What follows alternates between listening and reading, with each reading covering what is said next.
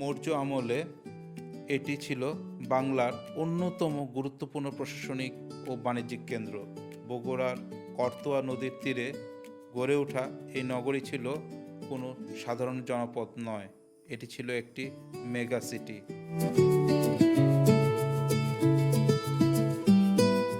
আসসালামু আলাইকুম, আমি রিফাত মাহবুব সাকিব। আজকে আপনাদের সামনে নিয়ে এসেছি নতুন একটি ব্র্যান্ড নিউ কন্টেন্ট, যার নাম হচ্ছে মহাস্থানগড়।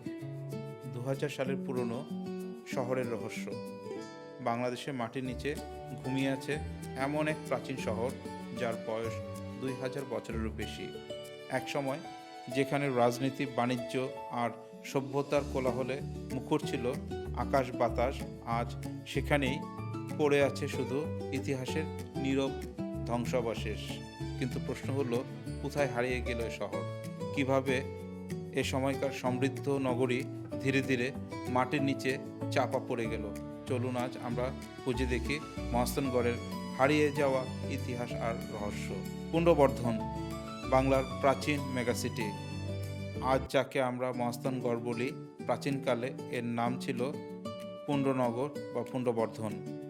প্রায় যীশুখ্রিস্টের জন্মের 3 শতক আগে মৌর্য আমলে এটি ছিল বাংলার অন্যতম গুরুত্বপূর্ণ প্রশাসনিক ও বাণিজ্যিক কেন্দ্র।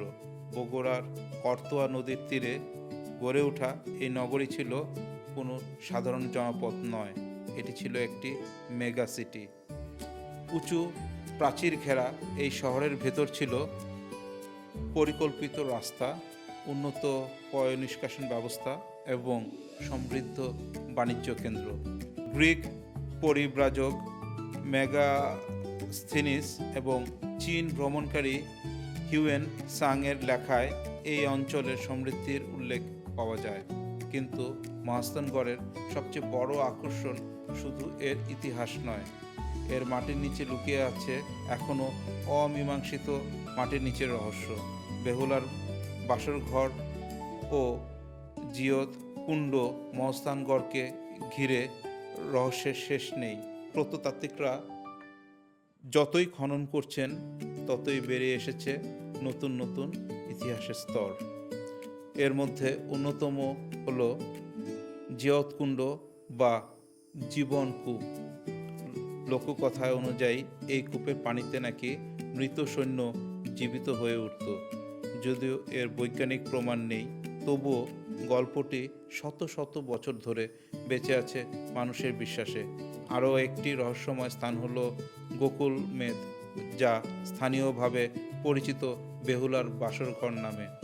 মাটির উপর থেকে এটি একটি বিশাল ঢিবি মনে হলেও খননে জানা যায় এটি সম্ভবত একটি প্রাচীন বৌদ্ধ মঠ বা ধর্মীয় স্থাপনা। মৌর্য, গুপ্ত, পাল বা সেন বিভিন্ন যুগের রাজত্ব এই নগরীর উপর দিয়ে গেছে, ফলে এখানে মাটির নিচে স্তরে স্তরে চাপা পড়ে আছে একাধিক সভ্যতা। প্রত্নতাত্ত্বিকদের মতে মহাস্থানগড়ের বড় একটি অংশ এখনও অজানাই রয়ে গেছে। কিভাবে হারিয়ে গেল এই নগরী? কোনো সভ্যতাই চিরস্থায়ী নয়। মহাস্থানগড়ের পতনের পেছনে কোনো একক কারণ ছিল না। সবচেয়ে বড় কারণগুলোর মধ্যে একটি ছিল করতোয়া নদীর গতিপথ পরিবর্তন। একসময় এই নদী ছিল শহরের অর্থনীতির প্রাণ, কিন্তু নদী শুকিয়ে যেতে থাকায় বাণিজ্য ধীরে ধীরে দুর্বল হয়ে পড়ে। এর সঙ্গে যুক্ত হয় রাজনৈতিক অস্থিরতা এবং বিভিন্ন আক্রমণ। সময় গড়াতে গড়াতে ক্ষমতার কেন্দ্র অন্যত্র স্থানান্তরিত হয়, ফলে এই সময়কার ব্যস্ত নগরী ধীরে ধীরে হারিয়ে যায় ইতিহাসের পাতায়। তবু প্রশ্ন থেকে যায়, মহাস্থানগড়ের সব গল্প কি আমরা সত্যি জেনে গেছি, নাকি এখনও মাটির নিচে লুকিয়ে আছে আরও অজানা ইতিহাস? 1931 সালে আনুষ্ঠানিক খনন শুরু হওয়ার পর ধীরে ধীরে সামনে আসে এই প্রাচীন নগরীর বিস্ময়কর অতীত। মহাস্থানগড় শুধু ভাঙা ইট পাথরের ধ্বংসাবশেষ নয়, এটি বাংলার প্রথম দিককার উন্নত নগর সভ্যতার এক জীবন্ত সাক্ষী। হাজার বছরের পরও এই শহর আমাদের ভাবায়, বিস্মিত করে এবং নিজের ইতিহাস নিয়ে গর্ব করতে শেখায়। আপনার কি মনে হয় মহাস্থানগড়ের সব রহস্য ইতিমধ্যে উন্মোচিত হয়েছে, নাকি এখনও মাটির নিচে চাপা পড়ে আছে কোনো হারিয়ে যাওয়া মন্দির, প্রাসাদ বা অজানা ইতিহাস। আপনার মতামত কমেন্টে জানান। আর এমন ইতিহাস, অজানা গল্প জানতে ভিডিওটি লাইক, শেয়ার, সাবস্ক্রাইব করতে ভুলবেন না। ধন্যবাদ।